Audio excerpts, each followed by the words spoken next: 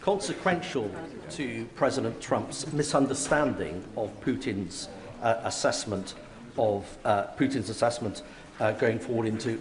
I've got it completely wrong, so let me do it without notes. There we are. What a day to do it. So, President, I can't. I've completely lost it, and I apologise. So let me read it. Let me read it because I'm going to carry on. I'm afraid the Prime Minister's not going to get away that easy. So, consequential to President Trump's misunderstanding of Putin's strategic intent for both Ukraine and Europe is the Prime Minister's solemn responsibility to keep this country safe.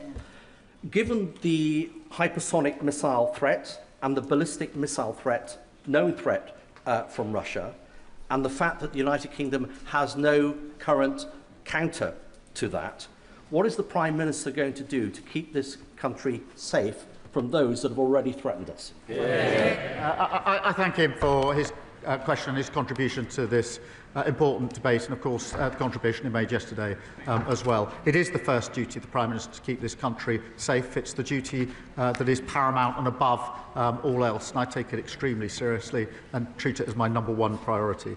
We review our security and defence arrangements all of the time, and we are particularly a leading member in NATO, which is the single most effective military alliance the world has ever seen. Ben Coleman. Thank you, Mr. Speaker. My constituents in Chelsea and Fulham tell me that our top national priority must remain, as it is, economic growth. So does the Prime Minister agree that the swiftest way to achieve growth is for the government to be even more ambitious in negotiating with the European Union, to remove the new red tape and trade barriers that have been holding back UK businesses, especially small and medium-sized ones, since the Conservatives' poorly managed exit from the European Union? Well, the deal we struck with the EU will deliver on what the British public voted for last year, which is, as he says, boosting economic growth and restoring positive relations. And the deal we've struck is worth £9 billion to our economy in 2040. It includes an SBS agreement to cut supermarket prices and boost export opportunities. And the tourism reform would rip up that deal and leave us all paying more at the checkout. Thank you, Mr. Speaker. When it comes to economic growth, this Labour government is all talk and no action. So maybe I can help the Prime Minister. Roadworks and traffic jams cost the UK economy £8 billion last year. This affects my constituents in Broxbourne every single day. They want to know what the government is doing about it, when the government is going to back working people and get Britain moving.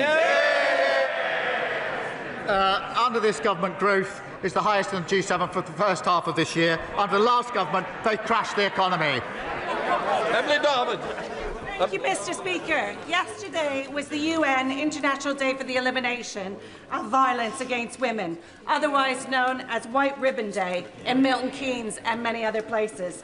Will the Prime Minister join with me in congratulating Mr. Speaker on his commitment that this House will become the first national White Ribbon Parliament in the world? And will he join me, Mr. Speaker, and many members from across this House in making the White Ribbon promise to never use, excuse or remain silent about men's violence against women? Can I thank her for raising this really important issue? And I'm really proud, Mr. Speaker, on what you've done with this Parliament in relation to the White Ribbon campaign.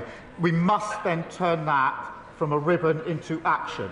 And I am really proud that this government is fully committed to tackling violence against women and girls. It is a political commitment, it is a personal commitment from me, and we'll do everything we can in relation to reducing violence against women and girls, which is pernicious, it is far more widespread than people appreciate, and we absolutely have to stop talking and start doing in relation to this. Final question.